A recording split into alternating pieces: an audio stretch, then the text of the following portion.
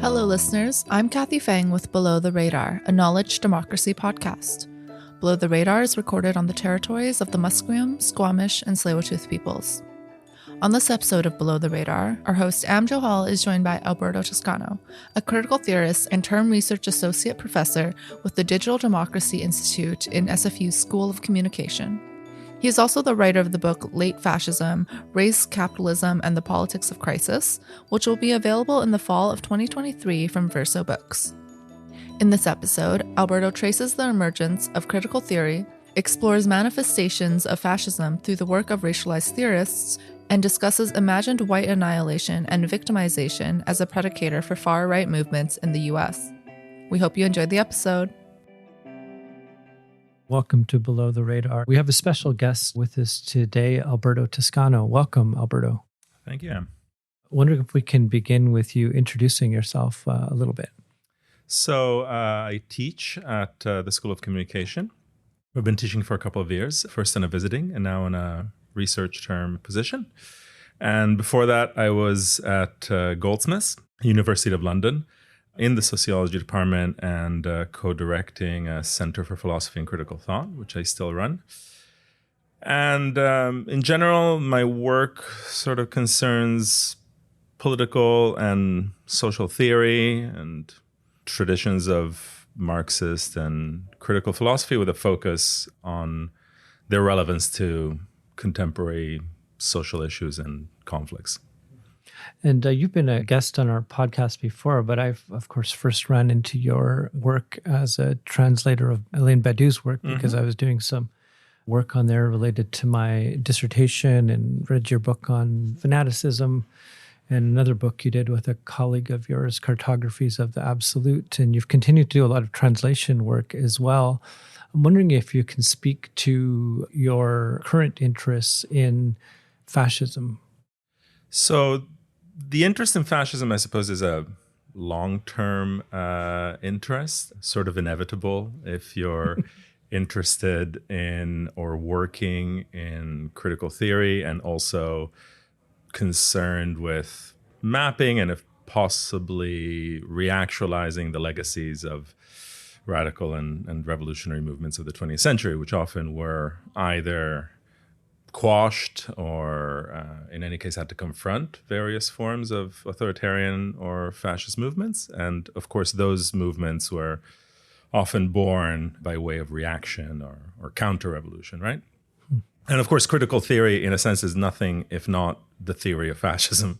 I mean, that I suppose is the quickest version, though, of course, when you're talking about the relevance of critical theory to neoliberal representative democracies, you may need a few steps to show why that would be of interest, to remember that when the very idea of critical theory was first forged in the late 1920s and 30s, it was really in that context, right?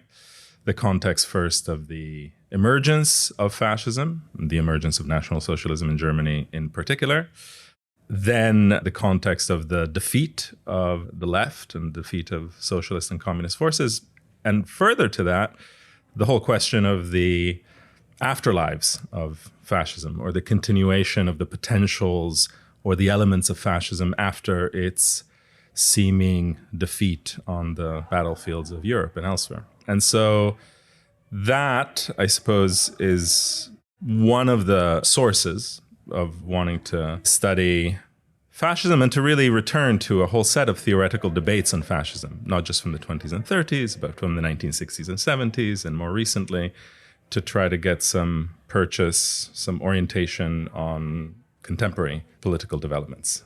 And I suppose the strongest motivation, in a sense, is a kind of critical, maybe at times even a polemical one, which is that even though fascism is now a topic of discussion in very mainstream media domains, people fulminate against fascism on CNN or MSNBC. Biden recently started talking about the GOP's semi-fascism, possibly not realizing it was a technical concept amongst American communists in the 1930s and 40s. But I think a lot of those debates are really hamstrung by a very stereotypical or very truncated conception of what historical or interwar or classical fascisms were, and also an inability to think about the relations between the phenomenon of fascism in its most obvious and catastrophic manifestations and both its precursors and its prolongations, right, after World War II. And so that is one of my concerns in this work, is really not just to critically revisit the debates about interwar fascism and how we understand them, so the kind of theories or critical theories that pertain to them, but also to try to think about the ways in which elements of fascism are seated in, especially in colonial settings, all the way back to into the 19th century, and the way that they prolong themselves into, for instance, neoliberal political formations that might not have the evident signs or symptoms of fascism, at least at first sight. Mm-hmm. I was going to start a little bit with the piece that you did with Sidecar recently, and wondering if you can speak a little bit to that article. So the prompt for the piece on Sidecar was a very unfortunate or unhappy anniversary, which was the centenary of the March on Rome, which led in October of 1922 to the ascension of Mussolini and the Fascist Party to power in Italy. Alas, a grim anniversary because it was a cause of some considerable celebration amongst the inheritors of fascism, not least the supporters of the current Italian Prime Minister, Giorgia Meloni, who comes very much firmly from that tradition. But I thought it was also a good occasion, this awful 100th birthday, to reflect on what might be some of the limitations or maybe some of the commonplaces that we might want to revisit in our understanding of fascism. So not just to question making analogies with the 1920s and 30s, but to ask ourselves if we really understand those phenomena in their multiple dimensions, right? And one of the things that I wanted to bring out in that piece was the extent to which the association that we make between fascism and a state that controls economic life, a, so to speak, totalitarian state that more or less is associated with a planned economy, with corporatism, with the effort to, quash class struggles by uniting bosses and workers and so on and so forth. That image is an image that doesn't really work for the initial formations of fascism. And certainly, and I guess that's one of the things that I do in the piece, if you look at the speeches by Mussolini from 1921, 1922, on the eve or the immediate aftermath of the March on Rome, you see a very different conception of the state than the one that we would be prone to associate with fascism. And certainly with fascism as a full-blown state regime in the later 1920s, which indeed made massive inroads into the organization of economic life in Italy.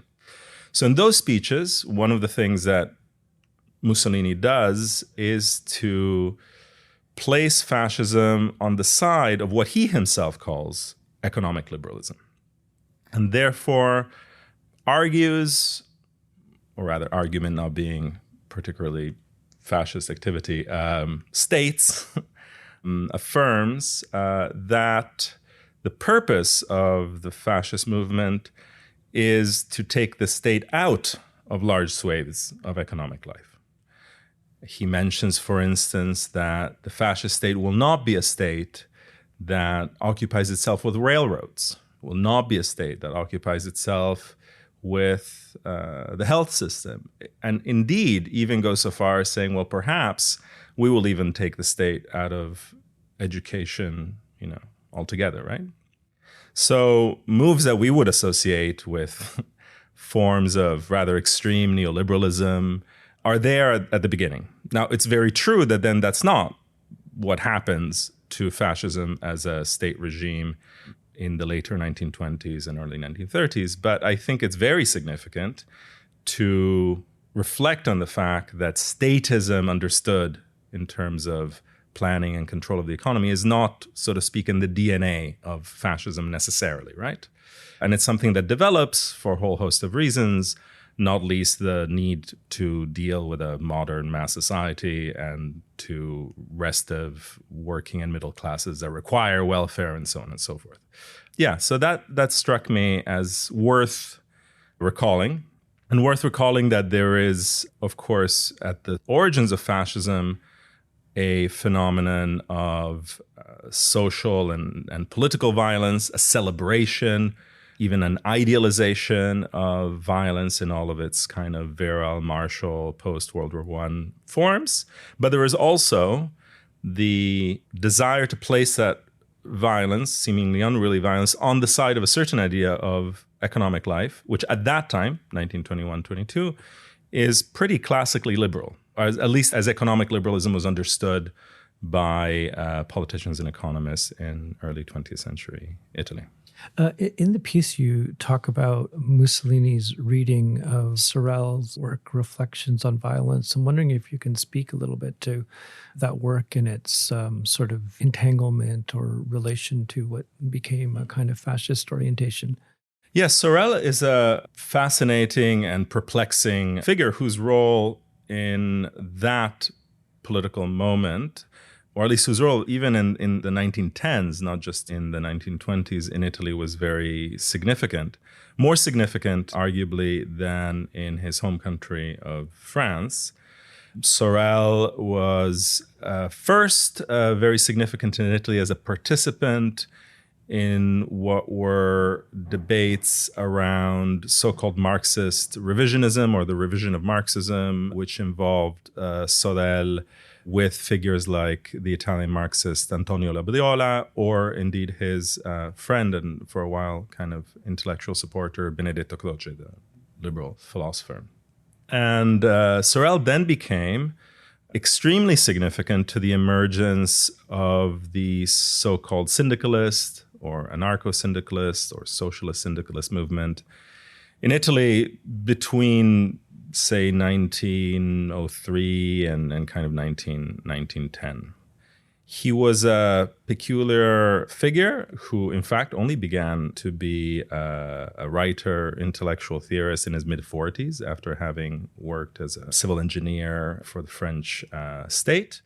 And actually, the propensity of his ideas to attract people from very seemingly disparate sides of the political spectrum was very evident quite quickly. And he was also, quite volatile or mercurial in his associations, right? So moving from anarcho-syndicalism to associations with hyper-nationalist and even anti-Semitic French right in the 1910s, simultaneously welcoming the fascist movement and the Bolshevik Revolution, writing paeans to both Lenin and Mussolini.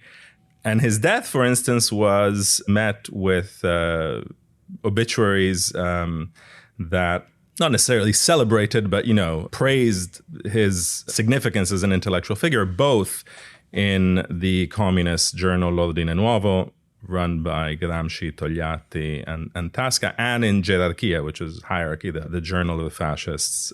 So he's an extremely tricky figure without even going into then influence on aspects of critical theory itself, right? So Sorel plays a very prominent role in Walter Benjamin's essay on the critique of violence, for instance.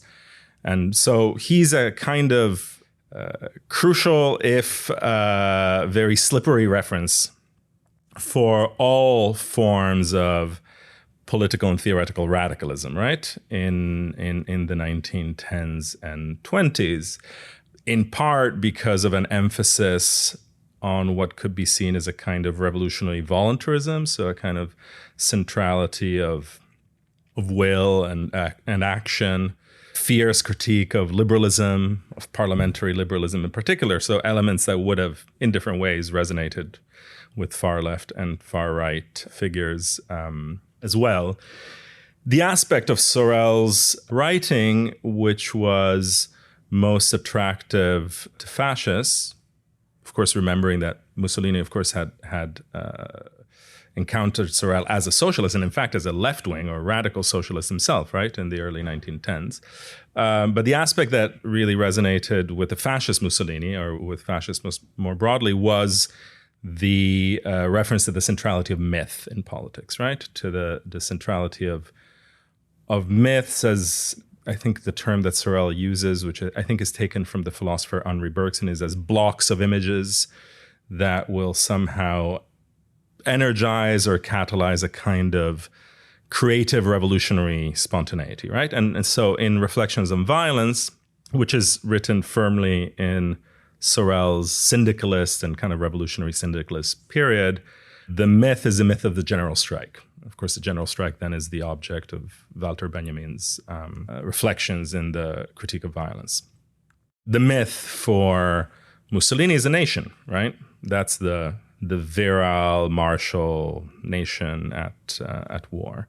And one of the aspects of that reference to myth, certainly in a figure like Mussolini, it's often explicitly, you could say even kind of cynical in the way that it's put forward, right? It's basically saying, well, a myth is needed. It's not some sort of surreptitious, subliminal, manipulative propaganda. It's almost a statement that, we are forging a myth because it's only through a myth that we will be able to mobilize mass political energies.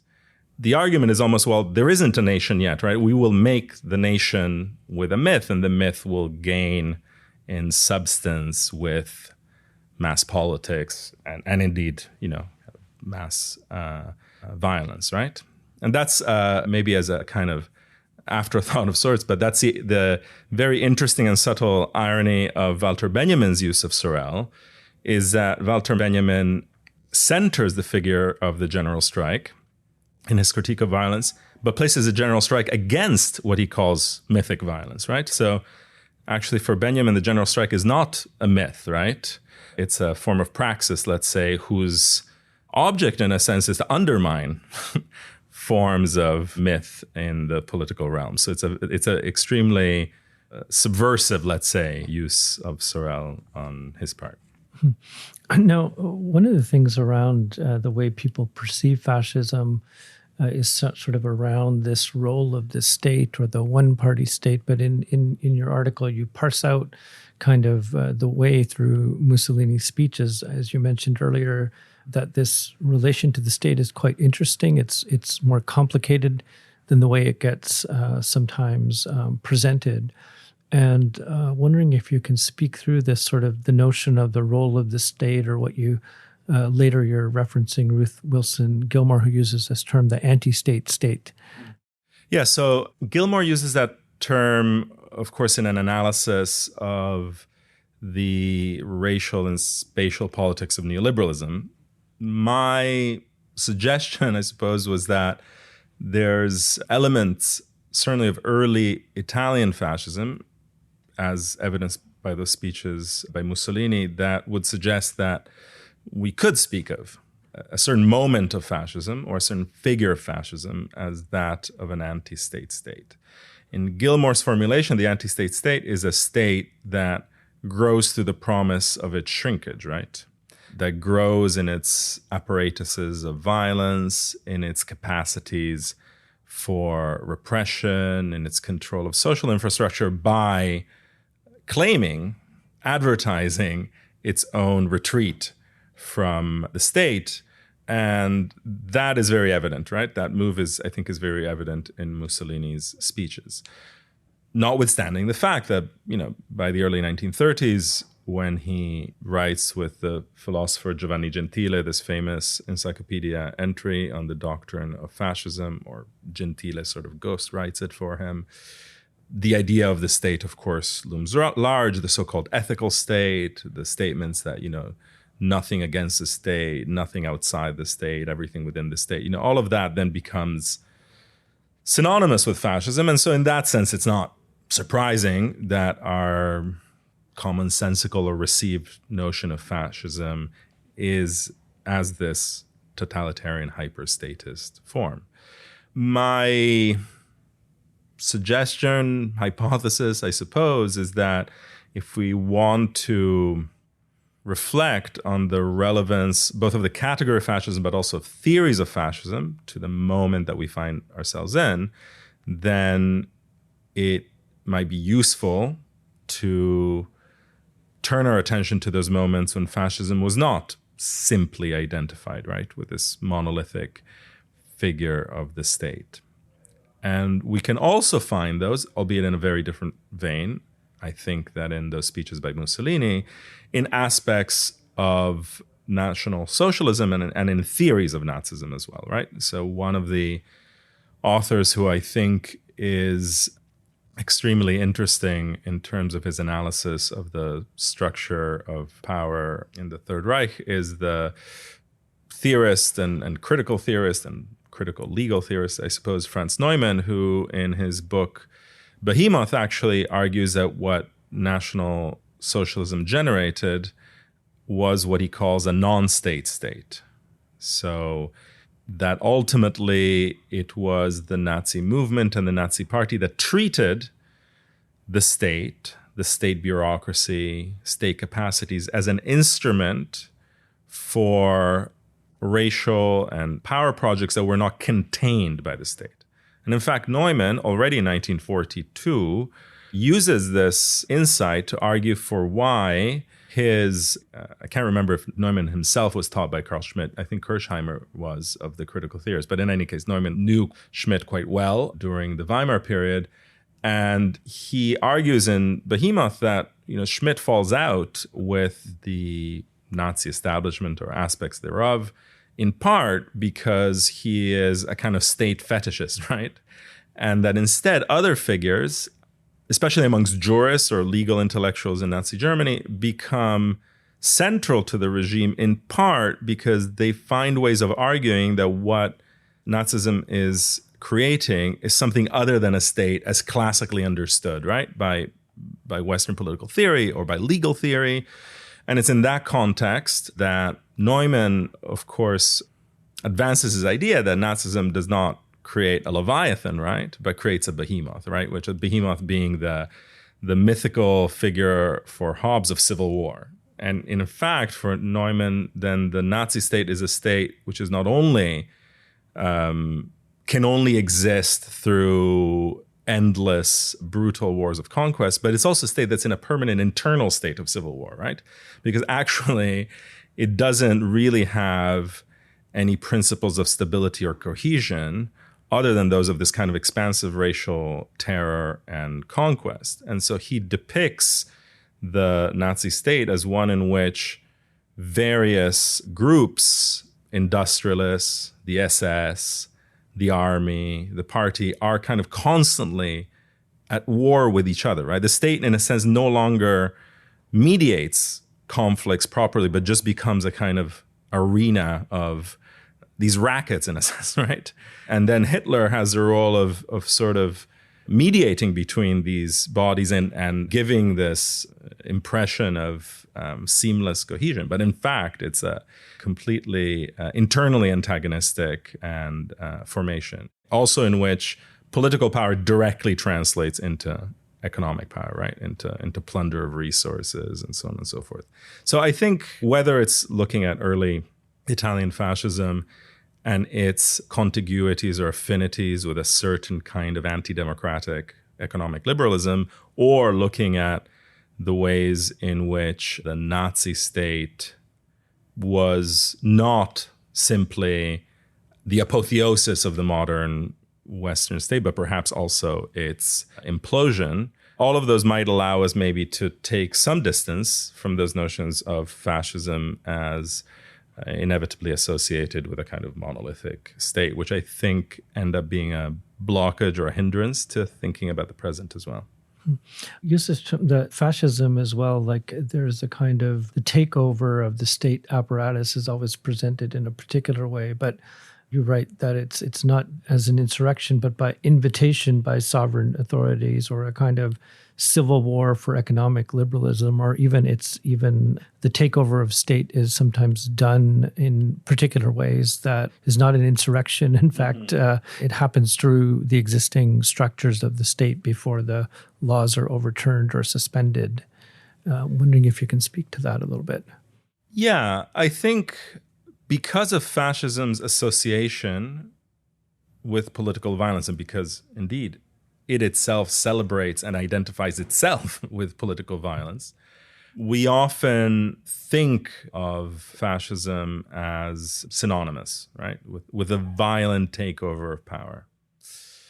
Of course, many people will and do remind us, including in very mainstream fora, that fascism came to power, quote unquote, democratically, right? So that's also a common reminder, right? Because it's also a warning that there might not be jackboots or tanks in the street, and there might still be an infiltration of political power by fascist forces.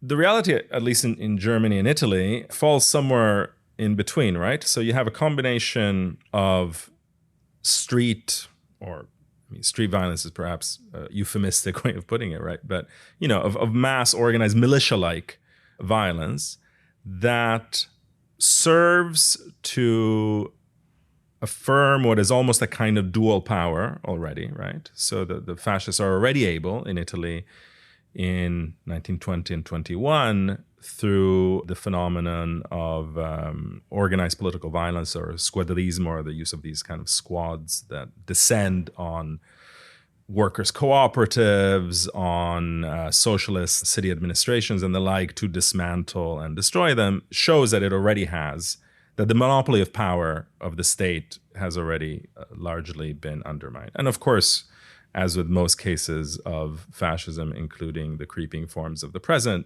large swathes of the so-called repressive state apparatus, police, army, etc., are already porous vis-a-vis these fascist movements.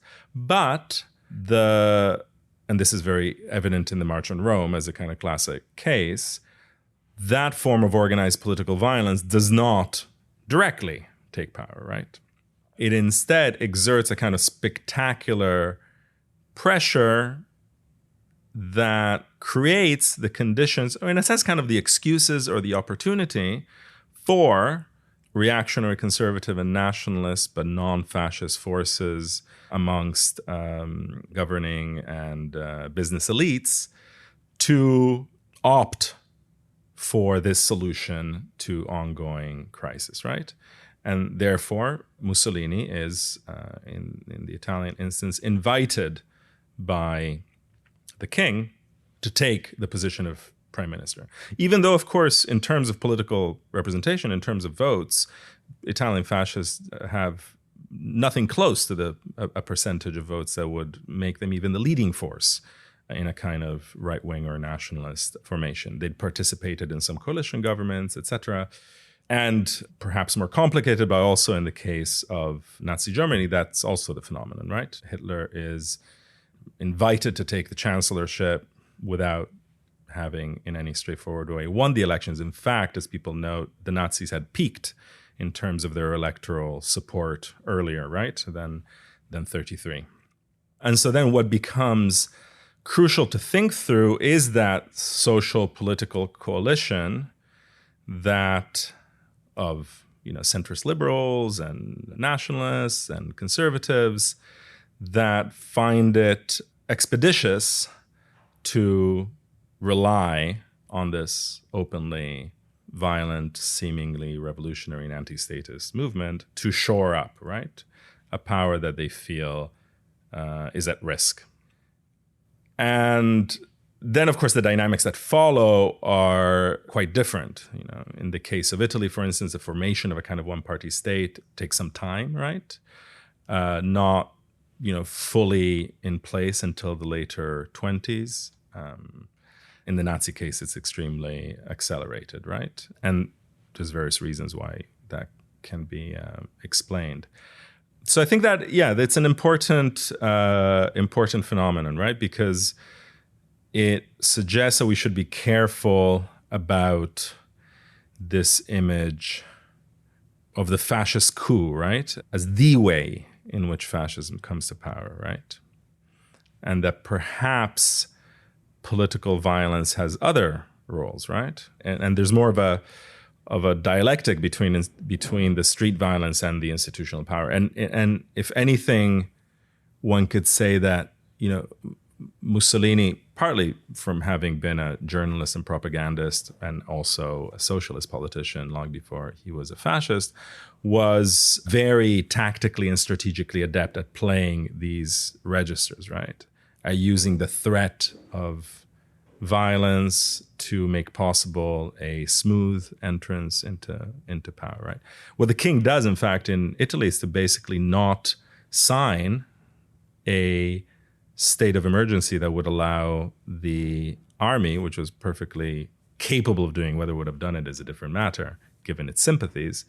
But it's that omission, right, that then makes it possible for Mussolini to come to power, and then for the march itself to be seen as this, triumphant. Well, in fact, it was actually a much less grandiose event, not least because famously Mussolini was waiting in Milan, quite close to a train station, to be able to take a train straight to Switzerland or go into exile if the whole thing were going to fail, right? So showing a certain opportunism there as well. I wanted to go into your piece in the Boston Review, which looks more at American currents of fascism, and in the way that fascism oftentimes is evoked, the European example is the one that's given, that in fact there's strains of this that have different histories, different orientations, and particularly in a kind of racialized form of state terror and apparatus that has historically been in place in the States. I'm wondering if you can speak a little bit to where that article started for you and some of the key thinkers and in periods that can help us think that through. So I've been conscious for some time of strain of anti-fascist theorizing emerging from both anti-colonial and Black radical movements. Had encountered it in Du Bois, in Aimé Césaire's discourse on colonialism, in the writings of C.L.R. James. I'd never necessarily thought of it as a single theme or tradition, but I'd been, aware that this was, of course, and unsurprisingly so, a concern of these theorists. In coming to work in a more concerted way on the problem of fascism in the present, it struck me that in wanting to resist this obsession with analogies with the 1920s and 30s and kind of checklists, right? Checklists or, steps towards fascism, right? Which all took... There was a lot of those. A lot of those, yeah. Still are. 1920s and 30s as the model, right? So has this happened already? You're in stage 3 or in stage 5 or, et cetera, et cetera. And I think the importance, there's an importance in its own right because they're just brilliant theorists, but also the importance now of figures like Césaire and Du Bois, and later on Angela Davis, George Jackson, and others, is to undo this normative model across a number of different axes. So one is to suggest something that Du Bois does in Black Reconstruction in America, and which Amiri Baraka points to in writing on Du Bois, which is to see the formations of racial terror in the U.S. South, especially, not really in the plantocracy, so to speak, but actually in what Du Bois calls the counter-revolution of property and the reaction against Reconstruction, as forms of what Du Bois in passing calls racial fascism, right? And so that's one element, right? To see that fascism has a longer history than when it takes the name of fascism explicitly, and that those racial and settler colonial formations of proto or pre or racial fascism are both worthy of critical and theoretical attention to themselves, but are also indispensable if we really want to understand both classical fascisms and contemporary rebirths or mutations, right, of fascist politics. A second perspective that I draw from this work, and I think it's also very nicely synthesized in some short essays on fascism by Cedric Robinson and about the specificity of Black radical theories of fascism, is to argue that the identification of fascism emerges from specific social experiences of exploitation and repression, which are in turn racialized as well as gendered, which we could discuss, together and separately to this issue. And in that sense, the writings of Angela Davis and George Jackson in the early 1970s or late 60s and early 1970s around the specificity of the experience of Black political prisoners and the reality of these, law and order and incarceration campaigns that define the US state. These are experiences that point to the fact that the same society might be fascist for some and not for others, right? And Davis makes this very explicit. She says, there's already fascist modalities of rule and repression and terror that are taking place in the United States in the late 1960s and early 70s, and obviously we could say into the present, which swathes of the population who are not affected by them do not consider to be, right? Do not see as fascist, but that nevertheless are also seeds or even kind of laboratories for politics that might, and forms of repression and government that might affect the broader populations and not solely along racialized lines further down the road, right?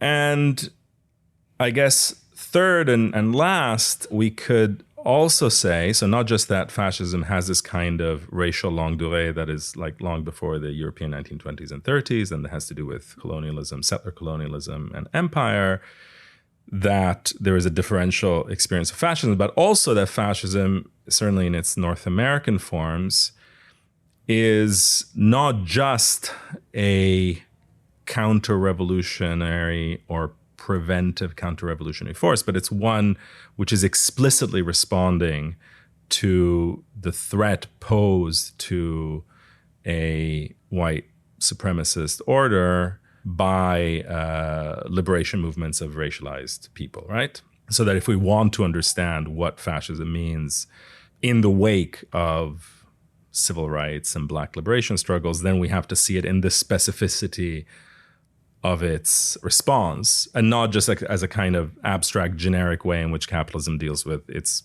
abstract and generic contradictions and crises, right? Mm-hmm. You reference Césaire's term, the sort of boomerang effect of European colonialism and its link back to kind of specificities of fascism or authoritarianism. I'm wondering if you can speak a little bit to that. I think Césaire has probably the most, not least because he's such a splendid and incisive writer, but probably has in discourse on colonialism some of the most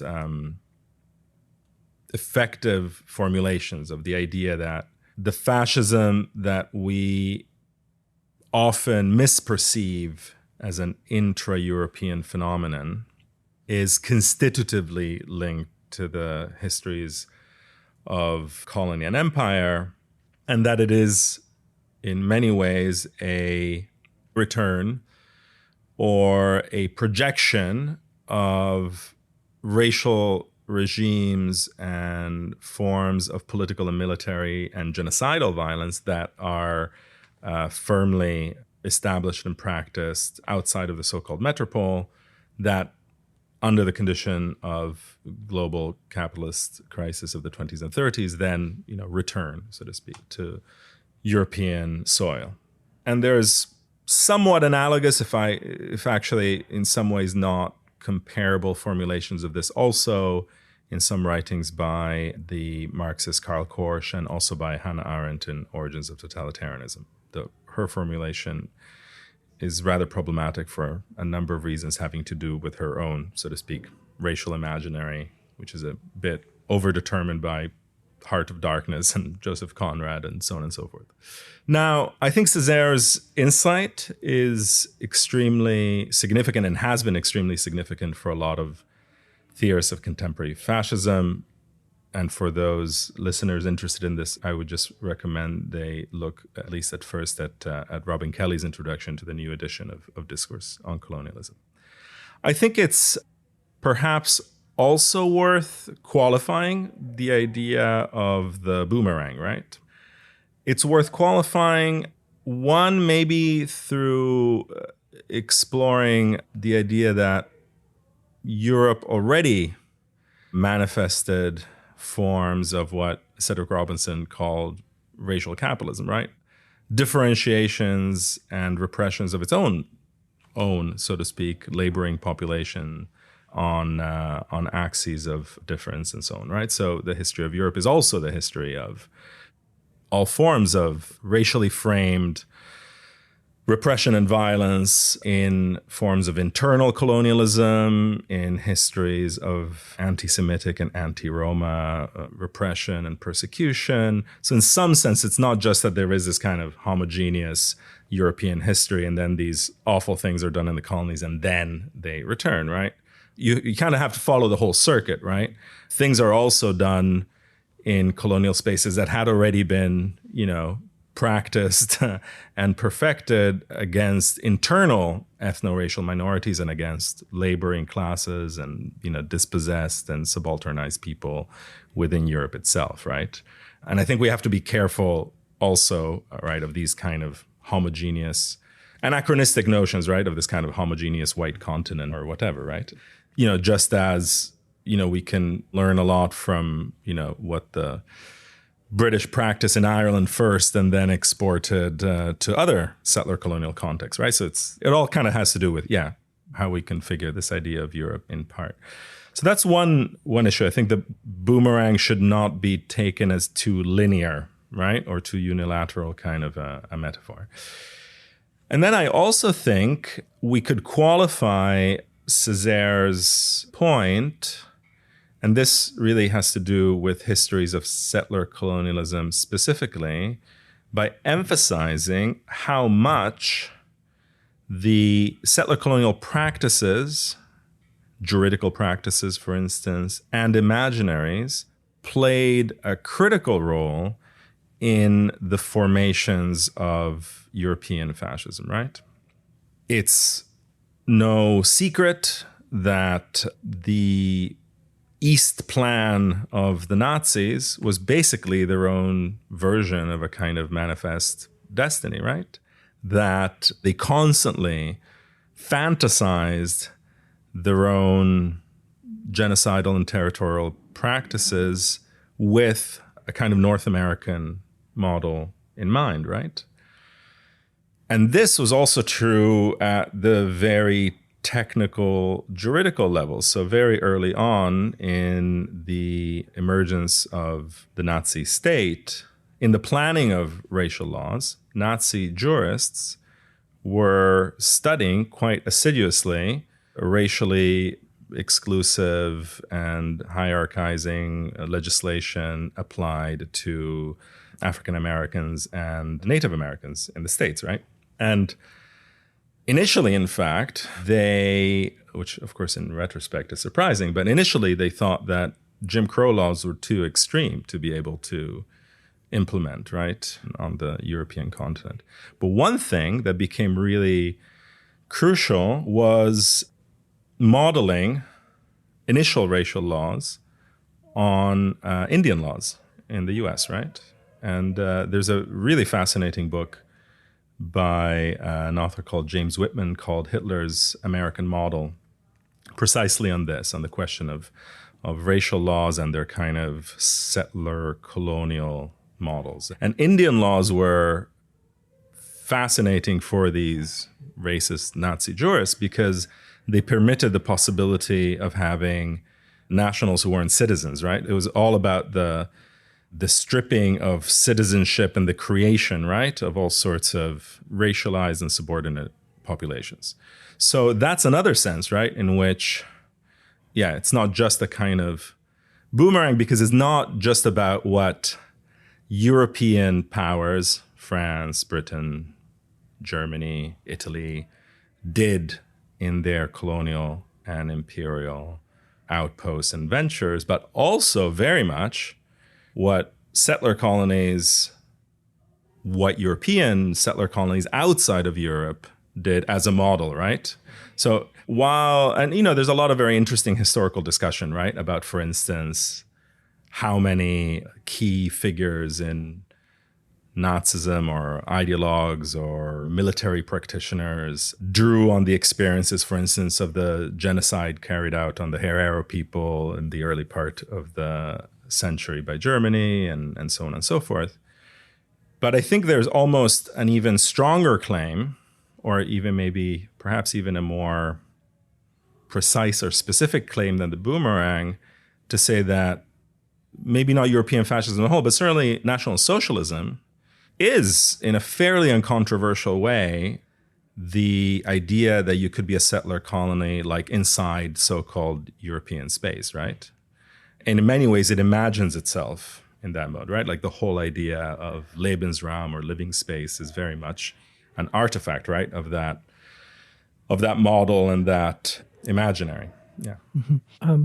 In talking about or evoking these American sort of strains of fascism, authoritarian, whatever word we want to use, that there are these sort of echoes and differences with European fascism, as you write, and you talked about before, as kind of a form of preventive counter-reform, or racial fascism as a response to abolition democracy, an attempt to contain political movements from asserting rights or gaining rights in some kind of way. I'm wondering, in looking at, I have friends who live, for example, in Florida or Ohio, and these governments are bringing in, under DeSantis, critiques of their Stop Woke Act to all of these things, or you have to, as a professor, list your political views. And I think they were attempting to do it in Ohio. And most people are like, there's no way they can actually follow that. It's a bit of a joke. People aren't taking it seriously. But in many of the places where these kinds of laws were enacted in other places, Mussolini was kind of a joke for a bunch of people at the beginning, as was Hitler. And in some places, the absurdity of it all as it rolls out, that there is a kind of tenure to these places when they actually, for example, can appoint a Supreme Court justices that can shift and change the laws very quickly. And wondering, what these American specificities of how this rolls out and how we can think it. Yeah, just this morning I saw the Virginia Department of Education revised their history high school curriculum to remove all mentions of fascism. This was an actual item. They did so in a particularly gormless way because they actually left the gaps in the text. So the sentences became kind of nonsensical. It was like, dictatorship and blank. Yeah, it was Japanese militarism and Italian fascism. So they removed the militarism and fascism from the curricula. So there's that too. I think it's tricky. I found it challenging, right, to think through, even theorize both at the political strategic level, but also, I suppose, at the quasi-psychoanalytic one, what this sheer overkill, right, of ideological, cultural warfare signals, right? I use the term preventive counter-reform in the piece I wrote as a way of marking both the continuities and the differences from the moment that Marcuse and Angela Davis were responding to in the late 60s and 70s, right?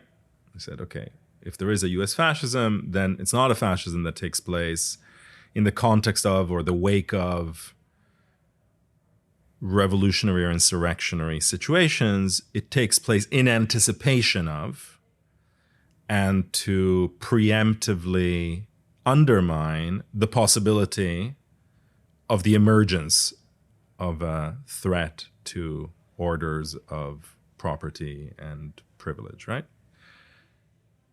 I said preventive counter-reform because it seemed to me that the situation that we find ourselves in, alas, is even less laden with imminent emancipatory revolutionary potentials, right, than the one of the 1970s.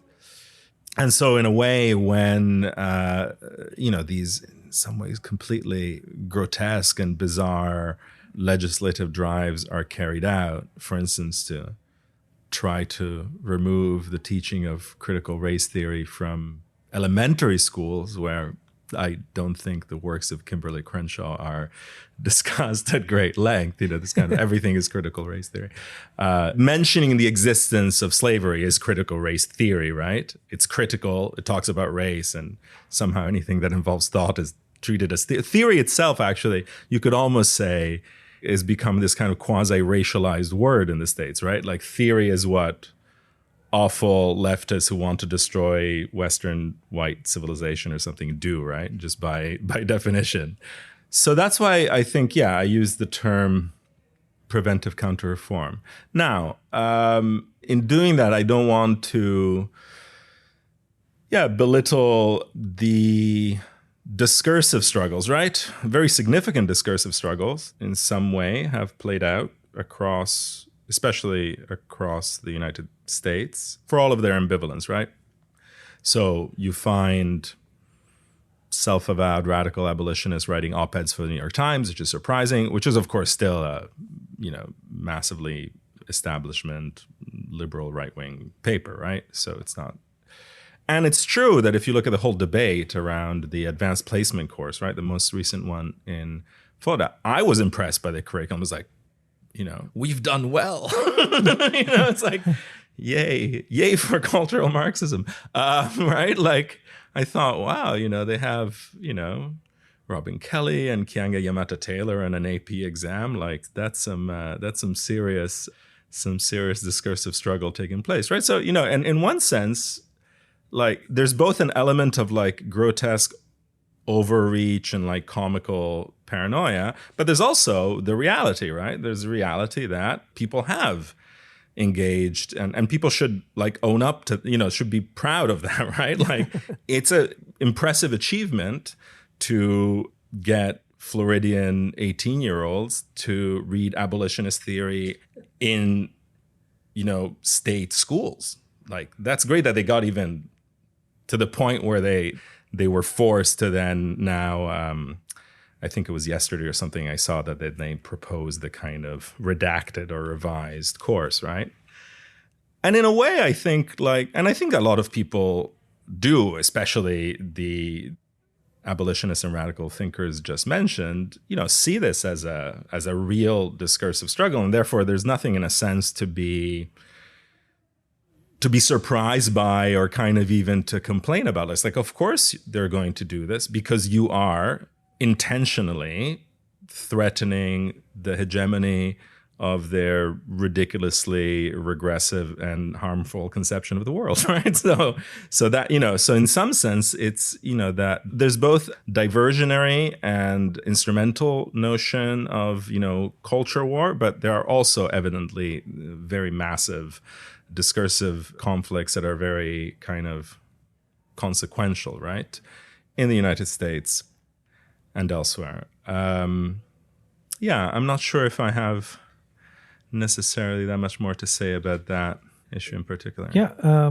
For those of you listening at home, Alberto is accepting speaking engagements in Florida. I wanted to see if you had anything else to add on the notion of American fascism. Is that the right term, or should we be Are we talking about American authoritarianism? Mm-hmm. Are we talking about a kind of American fanaticism? Because I think sometimes people get caught up, object to the term itself as a kind of overreach or an exaggeration to an American political kind of condition that's been amping up in a particular direction.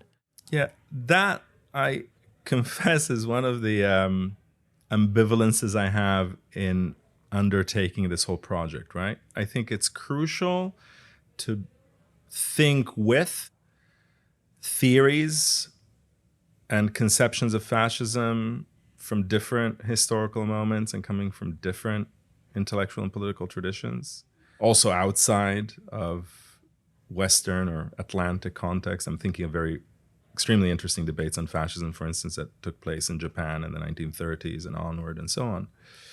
At the same time, I also worry about the pleasures of naming phenomena, right? As though in fixing the label one had done anything in particular, right? So that's in part why I'm more interested in those positions like those articulated by Angela Davis in the 70s, which were really to think about fascism as a process, right? As a dynamic, and to think through that instead of necessarily saying, okay, well, the Republican Party is, as Biden puts it, a semi-fascist party, which it is, but that's maybe not the most, it's not going to get one very far just to say that unless you can then articulate what you mean by it. I do think, though, that if we want to grasp the specificity of this phenomenon, which I think we need those theories of fascism for, but we don't necessarily require the label in the end, because it might be distracting, or then you might just get stuck in, is Trump a fascist or not a fascist, or etc. But if we want to move in that direction, I was really taken recently by a very good book by a journalist called Brendan O'Connor called Blood Red Lines on nativism and the far right in the US. And what I really liked about it, well, a couple of things. One was that unlike a lot of these studies or analyses, and unlike my own work, I must confess, it really gives a lot of granular detail about where the money's coming from. So there's really incisive and kind of forensic work on all of these foundations of the far right, and especially of the population-obsessed, anti-immigration, eugenicist far right that has been there, right, for a long time, but that really cohered also in the 1970s as well, right? And together with that, emphasis on the kind of political economy, right, of far-right movements, which is very significant, showing actually how it is through these foundations that you can also draw connections between fractions of the Republican Party, Proud Boys, sundry different institutes of various stripes and anti-immigration websites, and et cetera, also shows how, despite the super fractious character of this nebula of far-right or proto-fascist or neo-fascist organizations in the US, which often seem to have irreconcilable differences, right? Christian nationalists, neocons, neoliberals, Proud Boys, neo-Nazis, et cetera, that in the end, they do cohere around this project, which he, I think, quite compellingly just calls border fascism, right?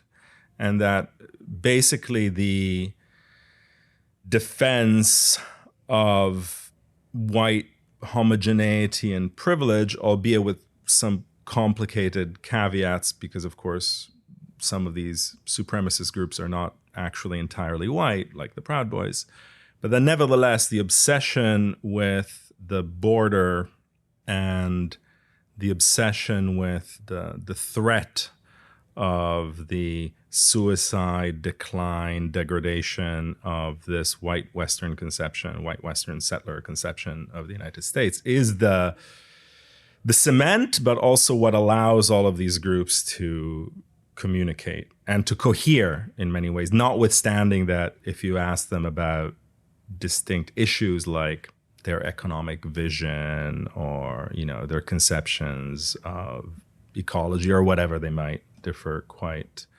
radically. And to which I think one could also add, which we haven't touched on, but I think is really significant, the way in which a kind of gender panic, for want of a better word, is also extremely significant in bringing, again, seemingly disparate and incoherent groups in the far right, both mainstream, i.e. Republican Party, and all of the grouplets and movements and institutes, et cetera, on its fringes together, right? And to bring those movements together with a whole post-fascist international, right? Which uses exactly the same discourse, especially when it comes to whether it's transphobia or the obsession with so-called gender ideology, et cetera, right? I saw the other day somebody had uploaded with subtitles a speech by the Syrian ruler Bashar al-Assad, and it was a speech about basically like gender ideology, which could have been given by Putin or by Trump or Bolsonaro, but I mean, like literally, like there was no, I mean, at that level, this is like an extremely effective like point around which all of these groups cohere and circulate, right? It's like a kind of common currency almost. So I think that also has to be kept in mind, that not just in the North American context. And of course, you could also say most fascist or proto-fascist or post-fascist or neo-fascist worldwide are also invariably border fascist as well. But there is, I think, something, quite specific about that formation in the US, right? And about, this is also, I guess, linked to the gender issue, the fantasy of erasure or annihilation, right? Like the whole white genocide trope, and how that is able to generate this kind of violently victimized subjectivity, right? Which reminds me of some of the insights in, well, both in Adorno and specifically in Leo Lowenthal and Norbert Guterman's book, Prophets of Deceit, this whole idea of mimesis, right? That the racist with genocidal propensities always projects, right, those desires onto another, that it's like they want to get rid of us, right? Like that mode, which is always a kind of avowal, right? Or a kind of confession that that's your desire, right?